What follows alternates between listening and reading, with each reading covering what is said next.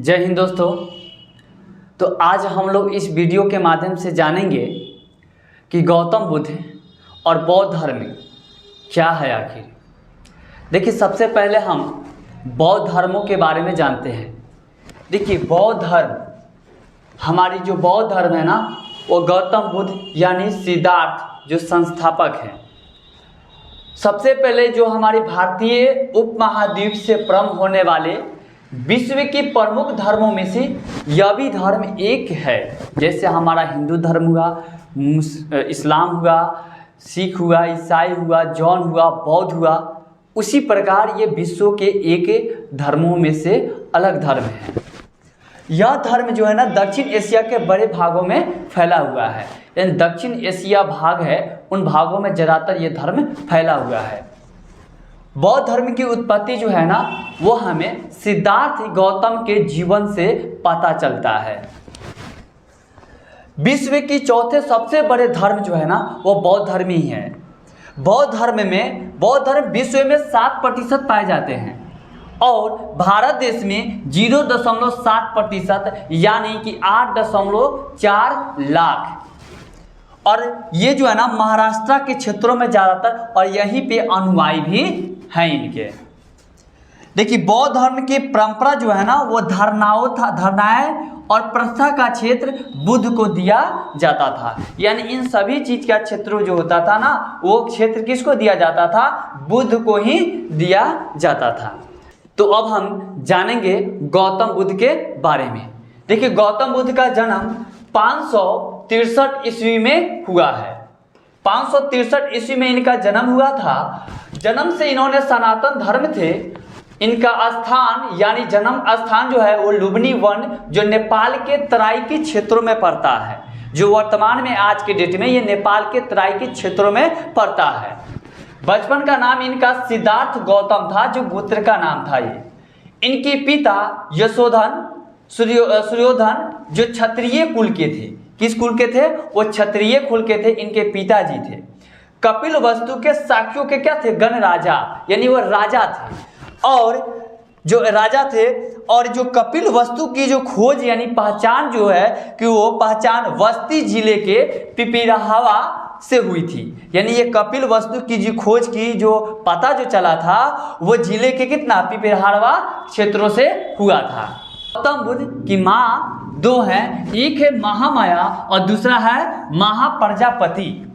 इनकी माँ का नाम महामाया जो है ना, वो जन्म देने वाली माँ है, जो 7 दिन के बाद इनका जैसे ही जन्म होता है, इस जन्म के बाद उनकी 7 दिन के बाद माँ जो है महामाया वो डेथ कर जाती है, मर जाती है।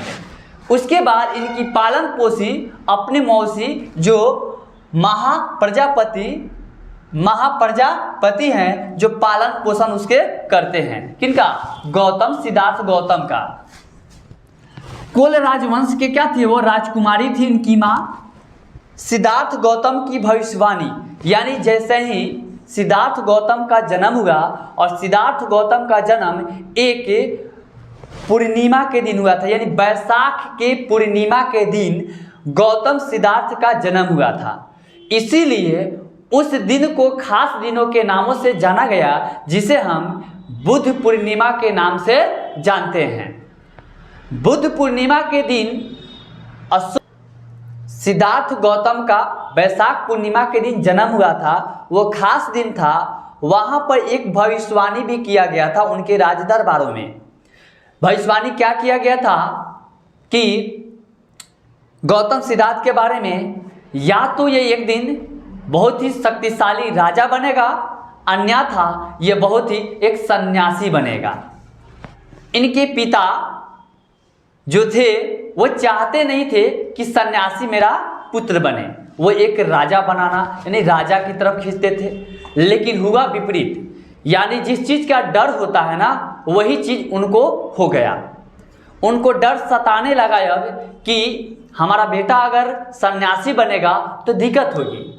तो उन्होंने क्या किया, बहुत सारे जो है कि अपनी राज दरबार में सुख सुविधाएं और बहुत सारे चीज़ों को क्या किया, विलोप किया, जिससे उसकी तरफ जो है माने जो सिद्धार्थ गौतम है उसकी जो माइंड है, मन है, वो इधर भटके और सन्यासी की ओर ना जाए। लेकिन हुआ क्या, तो देखिए हुआ वो इसी के विपरीत। भविष्यवाणी करने पर राजा नहीं तो सन्यासी बने, हुआ विपरीत। 16 वर्ष की उम्र में उनके पिता का चिंता सताने लगा, जिसके कारण इन्होंने 16 साल के एज में ही सिद्धार्थ गौतम का शादी करा देते हैं। वो एक राजकुमारी यशोधरा से शादी इनकी करा दिया जाता है, जो एक कलिय वंश की थी।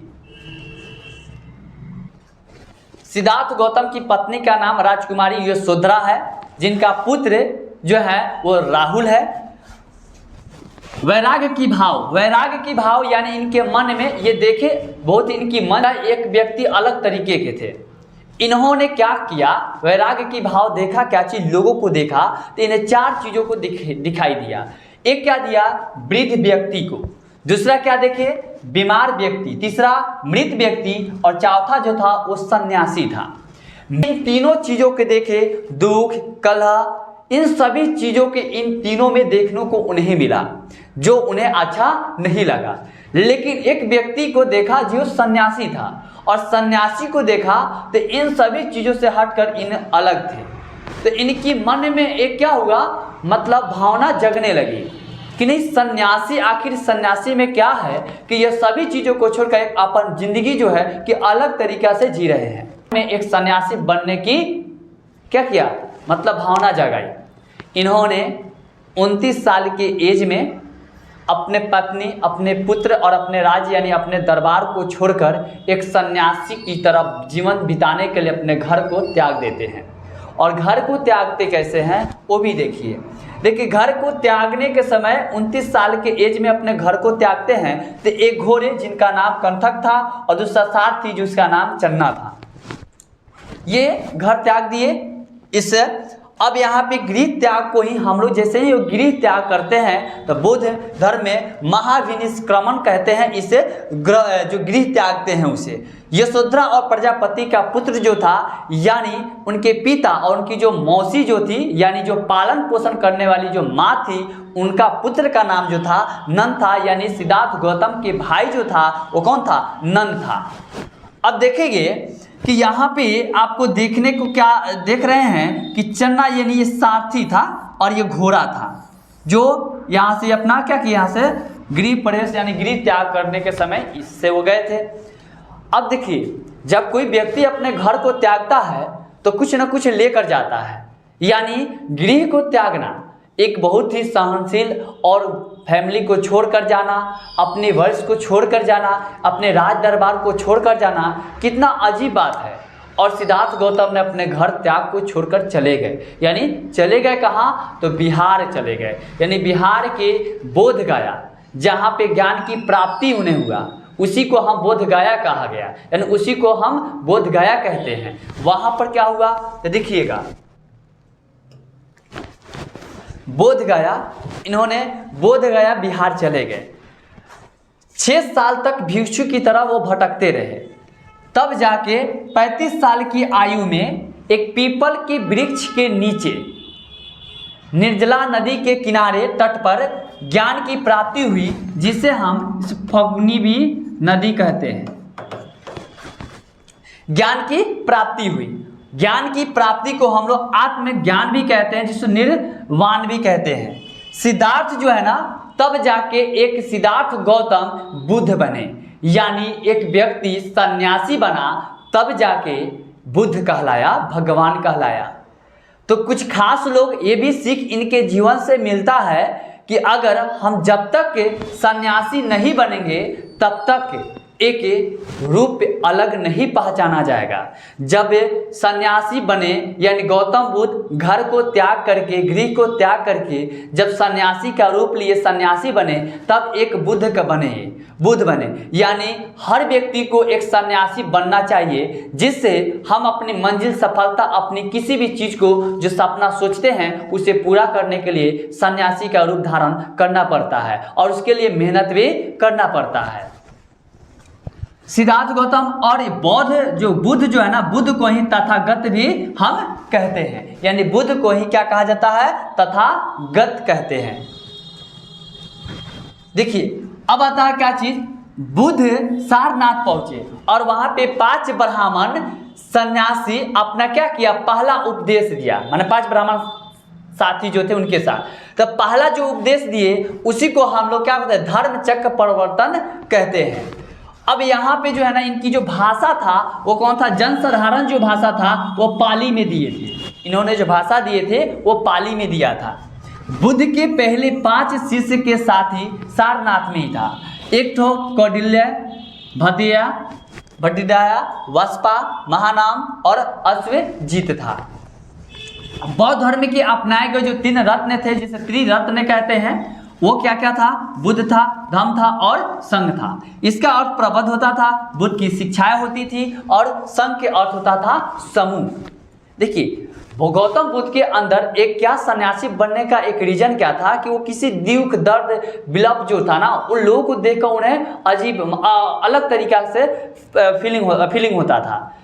सन्यासी जो है ना, जब गौतम बुद्ध सन्यासी की तरफ बनते हैं यानी सन्यासी होते हैं, तो एक आप देखो ये सुने होइएगा कि अंगुली माल जो बच्चे जो लोगों को क्या कहता, बहुत ही भयानक डाकू था, जो लोगों की उंगलियां काटकर और गला पहन लेता था।